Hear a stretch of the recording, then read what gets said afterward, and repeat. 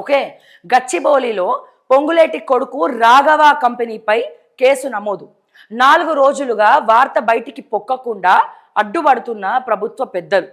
Gandipet revenue మండల పరిధిలోని వట్టినాగులపల్లిలో భూ కబ్జాకు యత్నించి 70 మందికి పైగా బౌన్సర్లతో వెళ్లి భూమి చుట్టూ ఉన్న ప్రహారీ గోడ కూల్చివేత, అడ్డుకున్న స్థలం యజమానిపై దాడి, 7 సెక్షన్ల కింద కేసు నమోదు చేసిన గచ్చిబౌలి పోలీసులు. పల్లవి షా అనే మహిళ ఇచ్చిన ఫిర్యాదు మేరకు కేసు నమోదు. అక్కడ ఉన్నటువంటి గోశాలను సైతం ధ్వంసం చేసినట్లు ఫిర్యాదు. జేసీబీలను ఎంత పాపం చుట్టుకుంటారయ్యా. గోశాలకి ఉన్న డబ్బు నువ్వు చేసినటువంటి పాపప సొమ్మంతా దానం చేయడం గొప్పతనమా? మన గోవులను కాపాడుకోవడమే కాకుండా ఎవరో కొద్దో గొప్పో కొంతమంది మాత్రమే గోశాలను నడుపుతున్నారు. గోసేవకులు ఆవులను రెస్క్యూ చేసి తీసుకొచ్చి నడుపుతున్నారు. ఒక్క గోవుకు సేవ చేస్తే సకల దేవతలకు సేవ చేసిన దాంతో సమానం.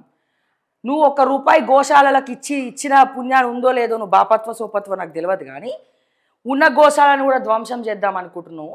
ఎంత పాపం చుట్టుకుంటున్నావు.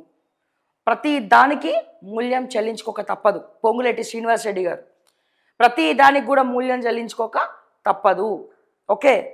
ఇగో జేసీబీలను తీసుకెళ్ళి గోశాలతో పాటు షెడ్లను కూల్చిన వైనం. నవంబర్ 30 అర్ధరాత్రి చోటు చేసుకున్న ఘటన.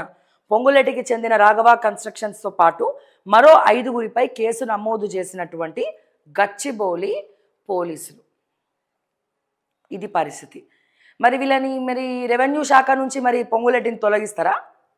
దమ్ములున్నాయా రేవంత్ రెడ్డికి? ఒకవేళ పొంగులేటి శ్రీనివాస్ రెడ్డిని గనక రెవెన్యూ శాఖ నుంచి తొలగిస్తే వాళ్ళ అన్నదమ్ములు కూడా ఏడా కనబడద్దు కదా. వీళ్ళన్న ఒక వార్డు మెంబర్ కాదు, వీళ్ళ అన్నదమ్ములు ఒక వార్డు మెంబర్ కాదు, కాంగ్రెస్ పార్టీల మెంబర్లు కాదు. ఈ తోక చుట్టాలు తిరిగినట్టు ప్రతి ప్రోగ్రాంలో స్టేజ్ మీద కూర్చుంటారు కాళ్ళు ఊపుకుంటా. అవసరమా?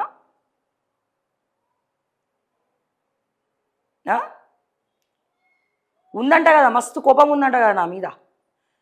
తీసుకోండి మరి, గ్రడ్జ్ ఎట్లా తీసుకుంటారో, కేసులు పెట్టుకొని తీసుకుంటారో. మల్కాజిగిరిలో కేసులు పెడితే ఏమైంది?